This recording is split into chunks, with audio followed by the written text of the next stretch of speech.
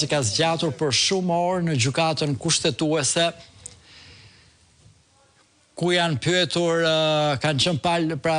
zoti Veliaj me 2 avokatët e tij dhe pastaj avokatët përfaqësues të Këshillit të Ministrave, si edhe të Presidencës së Republikës, të cilët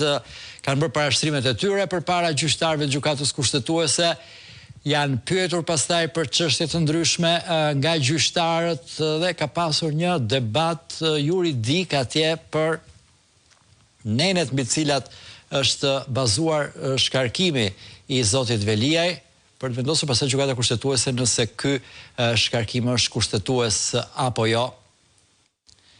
Neni 115 i kushtetutës dhe neni 62 për pushtetin vendor kanë qenë në qendër të diskutimeve, pra se cili prej tyre duhet kishte i përkiste kësaj çështje dhe si duhet bërë arsyetime, ka qenë arsyetime të ja ky është momenti. Edhe njerë zoti Veliaj, përshëndet shkurt